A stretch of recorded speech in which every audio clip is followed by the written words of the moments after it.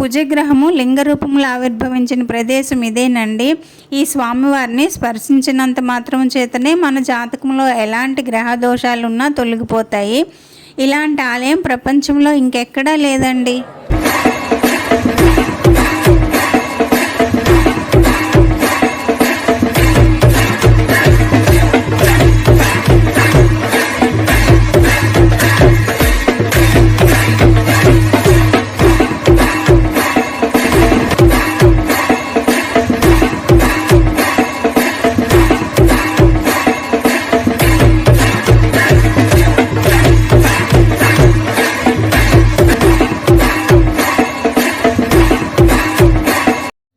Hi అండి, అందరికీ నమస్కారం. నేను మీ జయ. యాత్రా విశేషాలకు స్వాగతం అండి. ఉజ్జయిని యాత్రా విశేషాల్లో భాగంగా కుజగ్రహం స్వయంభూగా ఆవిర్భవించిన క్షేత్రం గురించి, ఇంకా సాక్షాత్తు జగజ్జనని పార్వతీదేవి నాటిన వృక్షము సిద్ధివట్ క్షేత్రం గురించి ఈరోజు తెలుసుకుందామండి. ముందుగా కుజగ్రహమైనటువంటి మంగళనాథ్ మందిరం గురించి తెలుసుకుందాము. ఈ ఆలయం మధ్యప్రదేశ్లోని మహాకాళేశ్వర్ జ్యోతిర్లింగం ఆలయానికి 2 కిలోమీటర్ల దూరంలో ఉన్నదండి. ఈ ఆలయం అత్యంత ప్రాచీనమైంది. మనకుండే నవగ్రహాల్లో అంగారకుడు, అదే కుజగ్రహం అంటాం కదండి, ఆ కుజగ్రహం యొక్క స్వయంభూ క్షేత్రం అండి ఇది. నవగ్రహాలకు కూడా స్వయంభూ క్షేత్రాలు ఉంటాయి. వాటిని దర్శించుకుంటే జీవితకాలంలో మనకి ఎలాంటి గ్రహ దోషాలు మనల్ని బాధించవండి. ఉజ్జయిన్ వెళ్ళిన వాళ్ళు 90% ఈ కుజగ్రహ దోష నివారణ పూజ చేయించుకోవడానికే వెళ్తారండి. అయితే ఇక్కడ కుజగ్రహము అంగార గ్రహం అంటే ఎవరికీ తెలియదండి. మంగళనాథ్ మందిర్ అనాలి. మంగళనాథ్ టెంపుల్ ఆలయ ప్రాంగణం అయితే ఇలా ఉంటుందండి. ఇక్కడికి రావడం చాలా ఈజీ అండి. ఎలా రావాలి అనేది వీడియో చివరిలో నేను చెప్తాను. ఈ మధ్యకాలంలో మనం చూసినట్లయితే వయసు వచ్చిన పిల్లలకి పెళ్ళిళ్ళు కాకపోవటము, డిగ్రీలు చదివేసిన వాళ్ళకి ఉద్యోగాలు రాకపోవటము, లేదా సంతానం కలగలేదనే వాళ్ళని చూస్తుంటాము. ఇంకా భార్యాభర్తల మధ్య అన్యోన్యత లేకపోవటము, మాంగళ్య దోషాలు ఉన్నవాళ్ళు, పెళ్ళిళ్ళు జరిగిన జీవితంలో సుఖము లేని వాళ్ళు, ఇంకా మీ జాతకంలో కుజుడు ఎలాంటి నీచ స్థానంలో ఉన్నాడు అని తెలిసినా కూడా వెంటనే మీరు ఉజ్జయిన్ మహామంగళనాథ్ టెంపుల్కి వెళ్ళండి. ఇక్కడ ఉన్న పూజారులకి దోషం చెప్తే ప్రత్యేక పూజలు చేయిస్తారండి. ప్రతి పూజకు వేరు టికెట్లు ఉంటాయి. ఎక్కువ టైం ఏమీ తీసుకోరండి. 1 గంట, గంటన్నరలో పూజ కంప్లీట్ అయిపోతుంది.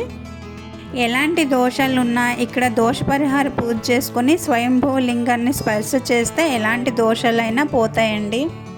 అలాగని ఎలాగో వెళ్ళాం కదా అని దోషం లేని వాళ్ళు కూడా పూజలు చేయించుకోకండి. అలా చేయిస్తే లేనిపోని ఇబ్బందులు పడాల్సి వస్తుంది. మళ్ళీ అవకాశం ఉంటే స్పర్శ దర్శనం చేసుకుంటే మంచిది. ఇది వరకైతే ఎప్పుడు వెళ్ళినా స్పర్శ దర్శనం ఉండేది, ఇప్పుడు అలా లేదు. కుజగ్రహానికి అధిపతి సుబ్రహ్మణ్యేశ్వర స్వామి అండి. అలాగే కుజగ్రహ వాహనము మేక అండి. అందుకే గర్భగుడికి ఎదురుగా మేకను ప్రతిష్ఠించారు. ఇక్కడ ప్రత్యేకంగా స్వామివారికి అన్నంతో అభిషేకం చేసి అలంకరణ చేస్తారండి. ఇక్కడ చూసినట్లయితే మనకు కనిపిస్తుంది, చూడండి. चलो थोड़ा आगे चलते चलो.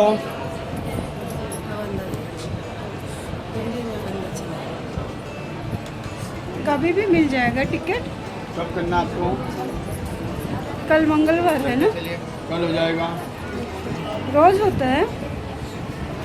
ये लो. हमारे कुंडली में, परिवार की कुंडली में मंगल दोष हो, ग्रह दोष हो, ఇంకా ఇక్కడ ఆంజనేయ స్వామి, సీతారాముల వారి ఆలయాలు కూడా ఉన్నాయండి. ముఖ్యంగా ఇక్కడ భువనేశ్వరి దేవి ఆలయం అయితే ఉన్నదండి. అంగారక గ్రహం భూగర్భం నుంచి స్వయంగా ఆవిర్భవించిన కారణంగా అంగారకుని తల్లిగా భూదేవి, భువనేశ్వరి మాతగా ఇక్కడ పూజలు అందుకుంటుందండి.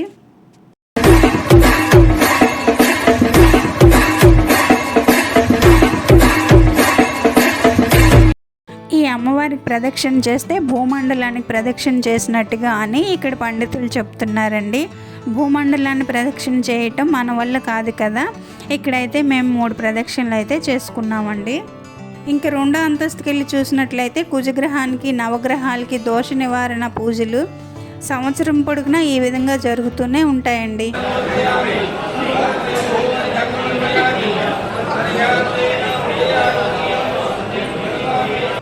ఇంకా ఆలయం వెనక వైపు వచ్చినట్లయితే క్షిప్రా నది కనిపిస్తుందండి. ఈ ప్రశాంతమైన చల్లని వాతావరణంలో కాసేపు సేద తీరొచ్చండి. ఎంతసేపు ఉన్నా ఎవరు ఏమీ అనరండి మనకి.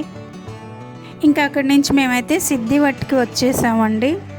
ప్రయాగ్రాజ్లో ఎలాగైతే అక్షయవట్టు, నాసిక్లో పంచవట్టు, గయలో బోధివట్టు, బృందావనంలో వంశీవట్టు ఎలాగో అలాగే ఇక్కడ సిద్ధివట్టుకు కూడా అంతే ప్రత్యేకత ఉన్నదండి. స్కాంద పురాణం ప్రకారము సాక్షాత్తు పార్వతీదేవి ఈ చెట్టుని నాటి శివుని ప్రతిరూపంగా పూజించేదని చెబుతారండి. కార్తికేయుడిని దేవతల సేనాపతిగా నియమించింది కూడా ఇక్కడేనట. తారకాసురుడిని సంహరించడానికి ఏ శక్తి అయితే కార్తికేయుడికి ఉపయోగపడిందో ఆ శక్తిని ఈ సిద్ధివట్టు పక్కనే ఉన్న క్షిప్రా నదిలో పడేయటం జరిగిందటండి. ఆ శక్తి నేరుగా పాతాళానికి వెళ్ళిపోయిందటండి. తారకాసురుడి సంహారం తర్వాత కార్తికేయుడికి పార్వతీదేవి ఈ వటవృక్షం నీడలోనే దప్పిక తీర్చిందని చెప్తారు. ఇలాంటి ప్రదేశాలను సందర్శించుకునే భాగ్యం మాకు కలిగినందుకు నేను చాలా సంతోషిస్తున్నానండి. ఇక్కడ చాలామంది పిండదానాలు అవి కూడా చేయించుకుంటారండి. ఈ క్షేత్రాలకు చేరుకోవడానికి ఆటోలు ఈజీగా దొరికిపోతాయండి. ఆటోలకి ప్యాకేజీలు ఉంటాయి. ఇక్కడ మొత్తం 6 ప్రదేశాలు చూపిస్తారండి. 6 ప్రదేశాలకి 4 నుంచి 600 వరకు ఛార్జ్ చేస్తారు. సమయం అయితే 4 గంటలు పడుతుందండి. మిగతా 4 ప్రదేశాలు ఏంటి అనేది నెక్స్ట్ వీడియోలో తెలుసుకుందామండి. నెక్స్ట్ వీడియోలో గడకాలిక శక్తిపీఠం గురించి తెలుసుకుందాము. మీరు ఎప్పుడు ఉజ్జయిని ప్లాన్ చేసుకున్నా ఇవన్నీ దర్శించేటట్టుగా ప్లాన్ చేసుకోండి. వీడియో ఎలా ఉందో కామెంట్ చేసి చెప్పండి. నచ్చితే లైక్ చేసి షేర్ చేయండి. సబ్స్క్రైబ్ చేసుకోవడం మర్చిపోకండి. ఇంకో మంచి వీడియోతో మళ్ళీ కలుద్దాం. అంతవరకు సెలవండి. బాయ్.